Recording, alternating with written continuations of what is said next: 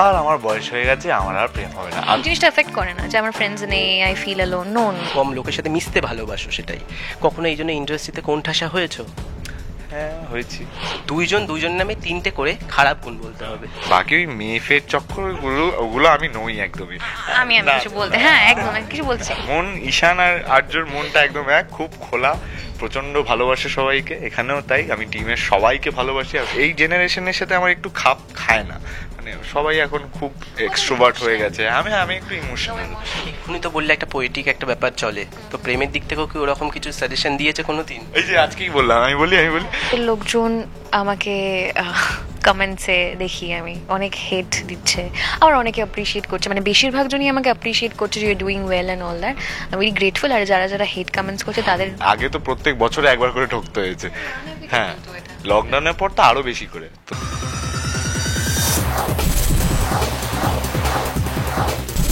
আজ আমরা আমাদের সঙ্গে পেয়ে গেছি আমাদের খুবই প্রিয় একটি জুটি, ঈশানা দেবলীনাকে। তারা জুটি কি জানি না, কিন্তু তাদের মধ্যে একটা কিন্তু দুষ্টু মিষ্টি সম্পর্ক আমরা দেখতেই পাচ্ছি, এবং দর্শক কিন্তু তাদের জুটি হিসেবে দেখতে চাইছেই আসলে।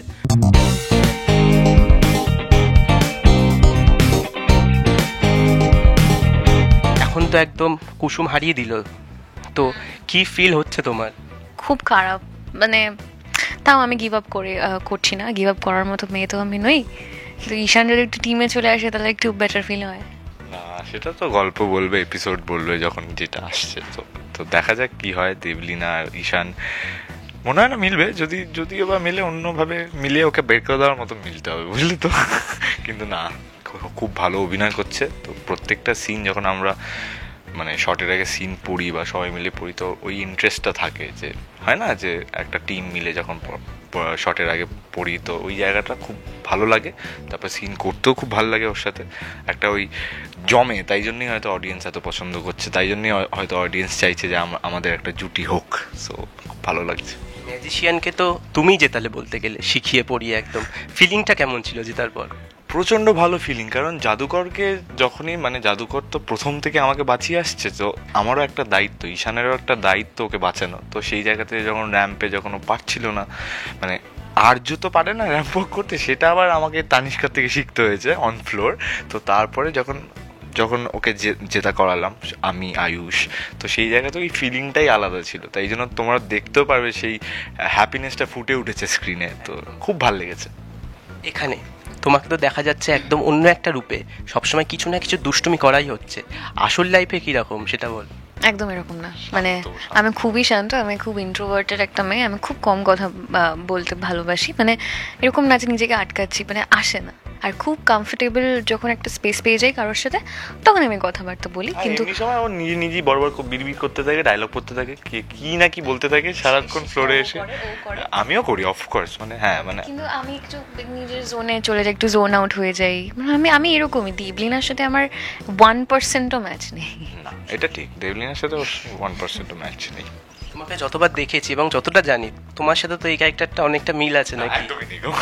মানে ও মানে ক্যারেক্টারিস্টিক্সে মিল নেই, কিন্তু হ্যাঁ মন থেকে হ্যাপি, ওই ওই ওই হয় না, হ্যাঁ একদমই তাই। যে ওই জায়গাটা যেখানে ওর এক্সাইটমেন্টটা, ওখানে আমি আর্যকে খুঁজে পাই। বাকি ওই মেয়ে ফের চক্কর ওগুলো আমি নই একদমই। আমি কিছু বলতে, হ্যাঁ একদম আমি কিছু বলতে চাই না। ও একদম ঠিক বলেছে, একদম ঠিক বলেছে। কারণ একটু আগে আমাদের মধ্যে সবাই একসাথে বসে কথা বলছিলাম, সেখানে ও নিজেই স্বীকার করেছে, প্লাস এটা আমরা নিজেরাও জানি ও খুব ওল্ড স্কুল। ওনাকে এমন একটা কথা বলে দেবে কনভারসেশনের মাঝখানে, যেটা কেউ এক্সপেক্ট করবে না যে ও এই কথাটা বলতে পারে। ও অ্যাকচুয়ালি বলে দেয় এই সমস্ত কথা। আমার একটু জেনারেশন গ্যাপ আছে, হ্যাঁ। একটা ওয়ার্ল্ডে চলে যাবে, তখন কি হঠাৎ একটা কমেন্ট করে দেবে, মানে উইচ ইজ সো আনএক্সপেক্টেড, যে ও এটাও বলতে পারে। তো ও যেটা প্লে করছে ঈশানের মধ্যে আর আর্যর মধ্যে, মানে ওই ক্যারেক্টার ট্রেট নিয়ে নো ডিফারেন্স অ্যাট অল। মনটা আর্য, মন ঈশান আর আর্যর মনটা একদম এক, খুব খোলা, প্রচন্ড ভালোবাসে সবাইকে। এখানেও তাই, আমি টিমের সবাইকে ভালোবাসি আর সবাইকে একসাথে রাখার চেষ্টা করি, মানে সবাই রাখে। তো সেই জায়গা থেকে ওই জায়গাটাকে সেম। আমি ডিপ্লোম্যাটিক ওল্ড স্কুল বলতে কি, মানে এই জেনারেশনের সাথে আমার একটু খাপ খায় না, মানে সবাই এখন খুব এক্সট্রোভার্ট হয়ে গেছে। আমি একটু ইমোশনাল, মানে মাথার থেকে বেশি মনে হয় মন। হ্যাঁ, তাই জন্যই হয়তো খারাপ, কিন্তু একদিক দিয়ে অ্যাডভান্টেজও। ঠিক আছে। এক্ষুনি তো বললে একটা পোয়েটিক একটা ব্যাপার চলে, তো প্রেমের দিক থেকেও কি ওরকম কিছু সাজেশন দিয়েছে কোনোদিন? এই যে আজকেই বললাম, আমি বলি আজকেই বলি, হ্যাঁ না একজন বলছে, মানে আমাদের একটা টিমের লোক, সে বলেছে যে আর আমার বয়স হয়ে গেছে, আমার আর প্রেম হবে না। আমি আবার হঠাৎ করে বলে উঠেছি যে একটা ডিপ্লোম্যাটিক ওয়েতে, এমনি নর্মালি, বয়স আর কি বা ভালোবাসা যে কোন সময় চলে আসে কেউ বলতে পারে না। ওটাই কোন বয়সে কখন এটা চলে আসে কেউ বলতে পারে না। সময় আমি ছিলাম না, আমি জাস্ট ফ্লোরে যখন আমরা সবাই একসাথে বসে আছি যে শর্টটা যাওয়ার আগে, তখন হঠাৎ শুনতে পেলাম যে এ কথাটাও বলেছে। মানে ও আলাদাই একটা পোয়েটিক জগতে চলে যায়। আমার একটু মাঝে মাঝে বেরিয়ে আসে ওই ভেতরের জিনিসটা বেরিয়ে আসে, বাকি আমি কবিটা বেরিয়ে আসে না। হ্যাঁ ঠিকই, বোঝাই যাচ্ছে এখানে একদম সবার সাথে সবার সম্পর্কটা খুব ভালো হয়েছে। তোমাদের মুখে শুনতে চাই কেমন হলো সবার সাথে সম্পর্ক? সবার সাথে সম্পর্ক বলতে মানে আমাদের কত 2-2.5 মাস হয়েছে, সবে শুরু হয়েছে, আর তার সাথে সাথে 2.5 মাসের মধ্যে মানুষজন এত ভালোবাসা দিয়েছে। কুসুমকে বলো, দেবলিনাকে বলো, ঈশানকে বলো, আয়ুষ্মানকে বলো, আমাদের এই জুটিটাকে বলো, দেবলিনার আয়ুষের একটা জুটি, কুসুমের আয়ুষের একটা, ঈশান জাদুকরে আর ঈশানের জুটি, সবাই খুব অনস্ক্রিন যতটা ভালোবাসা তোমরা মানে অডিয়েন্সের থেকে পাচ্ছি, আর ততটাই ভালোবাসা আমরা এই বন্ডিংটা আমাদের তৈরি হয়েছে এত কম সময়। কারণ আমার মা অঞ্জনাদি খুব ভালো, প্রচণ্ড আডার করে। আর সব থেকে ইম্পর্টেন্ট পার্ট কী বলো তো, একটা অভিনয় করার মোটিভেশনটা কোথায় পাওয়া যায় বলো? যদি ভালো সিন করি সেটা এসে আমাদের অ্যাপ্লজ মানে করা, মানে কী বলে, অ্যাপ্রিসিয়েট করা। তো সেই জায়গা থেকে সেইটা অঞ্জনাদি বলো, কুশলদা বলো, অভিজিৎদা বলো, আমাদের যত কো অ্যাক্টর আছে সবাই খুব অ্যাপ্রিসিয়েট করে। হ্যাঁ বলছে সেও খুব অ্যাপ্রিসিয়েট করে, মানে আফটার এভরি শট ও বলে খুব অ্যাপ্রিসিয়েট করে। আর আমাদের টিমটা এত এনার্জাইজ যে প্রত্যেকটা সিন যদি ভালো হয় না, পুরো টিম ক্ল্যাপ করে। That is very good and very important অ্যাক্টরসদের আরো ভালো করে সিনগুলো করা। সেই জন্যই আমাদের এই বন্ডিংটা ভালো হয়েছে বলেই এই সিরিয়ালটা এত ভালোবাসা পাচ্ছে। প্রত্যেক সপ্তাহে তোমরা দেখতে পাচ্ছ, প্রত্যেক মানে অল্প অল্প মানে স্লো অ্যান্ড স্টেডি এগোচ্ছে, কিন্তু এগোচ্ছে। তো এখন 3.7-এ দাঁড়িয়েছে, এই সপ্তাহ দেখা যাক, হোপ ফর দ্য বেস্ট। হ্যাঁ, তো আসতে slow and steady wins the race আমি বিলিভ করি। তো সেই জায়গা থেকে উই আর হ্যাপি অ্যান্ড যে এখানে এরকম একটা টিম পেয়েছি, আই অ্যাম ব্লেসড খুবই। আমি এর আগেও গাছছড়া করেছি, ওইখানেও টিম অসাধারণ ছিল, আমি এখানেও টিম অসাধারণ পেয়েছি। তুমি কিছু বলো দেবলিনা? অনেক কথা বললাম। ও যে কথাগুলো বলেছে আমারও অলমোস্ট সেম বক্তব্য। মানে আমি তো একটা নিউবি ইন্ডাস্ট্রিতে, তো প্রথম কাজ আমার সাথে। কন্টিনিউ। ঠিকই বলেছে। আমি মানে অ্যাজ আ নিউবি, আমার কাছে তো প্রত্যেকেই সিনিয়র এখানে। তো আমি যেভাবে মানে আমাকে যেভাবে সবাই মিলে মোটিভেট করে সিনের মাঝখানে মানে এটা হয় একটু ঘাবড়ে যাওয়া বা একটু ফাম্বল করে দেওয়া, তো সবাই মিলে ও যেটা বললো, সবাই মিলে এইভাবে একটা ফ্যামিলির মতো ট্রিট করে ফেলে না ওখানে, সেই সময় না ওই ভয়টা চলে যায়। মানে ওখানে একটা ভেতর থেকে একটা এন্থু আসে যে I have to perform well, and that is extremely important. মানে ওটা আমি এখান থেকেই শিখেছি যে এরকমটা হলে you can do wonders while performing. Absolutely. এই ক্যারেক্টারটা তোমার একদম নতুন একটা ক্যারেক্টার, নতুনভাবে টিভির পর্দায় আসা একটা। হ্যাঁ, নেগেটিভ লিড, এটা আমার ফার্স্ট। মানে আমি এর আগে কোনো দিন নেগেটিভ করিনি। সেটাই বলছি যে নেগেটিভটা তো একদম ফার্স্ট তোমার। তো কি বলছে আশেপাশের লোকজন? আশেপাশের লোকজন আমাকে কমেন্টসে দেখি আমি অনেক হেট দিচ্ছে, আবার অনেকে অ্যাপ্রিসিয়েট করছে। মানে বেশিরভাগ জনই আমাকে অ্যাপ্রিসিয়েট করছে যে you doing well and all that, I am very grateful. আর যারা যারা হেট কমেন্টস করছে তাদের মানে হেট কমেন্টসটা করছি because maybe maybe I'm making them hate me. So I think I'm doing it well, and by God's grace and by this entire team support আমি আরও better করতে থাকবো। তো আমার নিজের তো আমি খুব এনজয় করছি জিনিসটা করে, মানে ফার্স্ট টাইম করছি, আর মানে বেশ এনজয় করছি, মজা করে করছি, ভালো লাগছে। তুমি যেমন এখানে সবাইকে চেয়ার আপ করছো, আসল লাইফেও কি বন্ধুদের এইভাবে চেয়ার আপ করা হয়?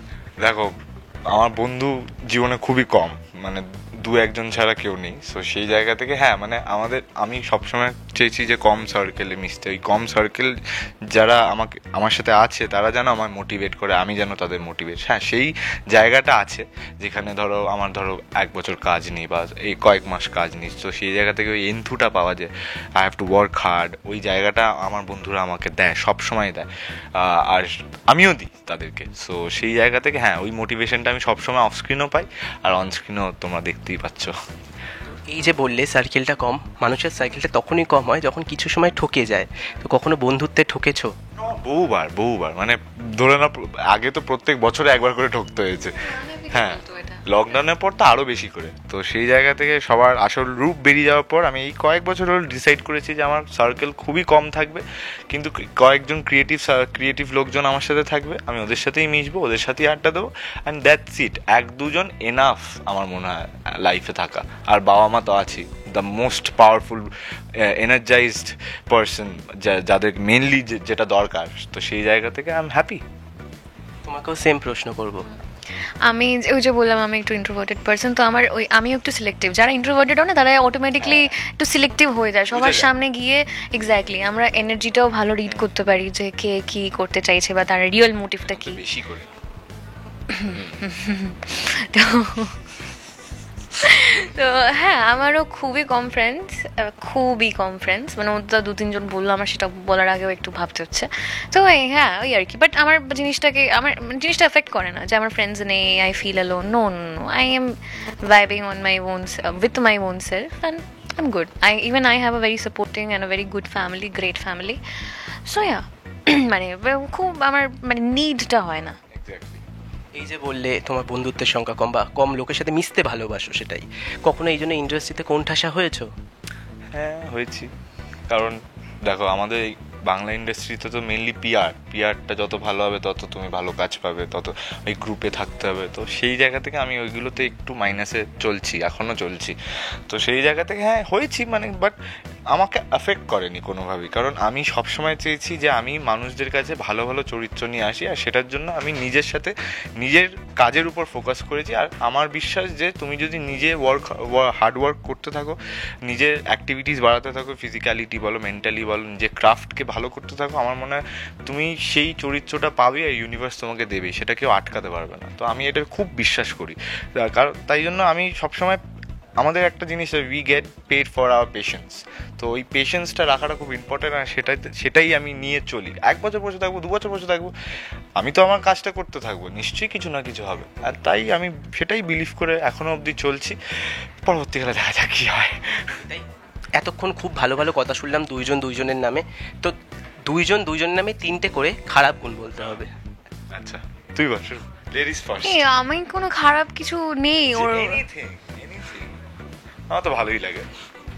না, আমার কিছু খারাপ মনে হয় যে বদলাতে হচ্ছে, বদলাতে হবে। মানে আমার মনে হয় যে তুই যদি এতটাই ইমোশনাল হয়ে থাকিস, এটা কিন্তু একটু চাপের। তো অবভিয়াসলি এটা খারাপ বলবো না, মানে এটা ও একটু চেঞ্জ করতে পারে। এইটা অবশ্য আমিও চেঞ্জ করতে পারবো না। সো ওটাই একটা বলবো আমি ডাউনফল। মানে যারা একটু বেশি ইমোশনালি অ্যাভেলেবেল হয়ে যায় না আজকালকার এই দুনিয়াতে, ওটা একটু চাপ, ওটা একটু বদলাতে হবে। কারণ কি, প্রত্যেকে মানে আমরা যেরকম ইমোশনালি মানে যে ইনভেস্টমেন্টটা করছি, আদার সাইড থেকেও সেম ইনভেস্টমেন্ট, বা ফ্রেন্ডস বা ফ্যামিলি যাই হোক, ওখান থেকেও সেম ইনভেস্টমেন্টটা আসবে। এই ম্যাচুরিটিটা মাথায় আনাটা ইজ ভেরি ইম্পর্ট্যান্ট। তো এটা আমরা বুঝতে পারি না, কারণ আমরা খুব ইমোশনালি ড্রাউন্ড হয়ে যাই। না, আমি আস্তে আস্তে শিখছি সবকিছু, একটা লেসন। তুই বল।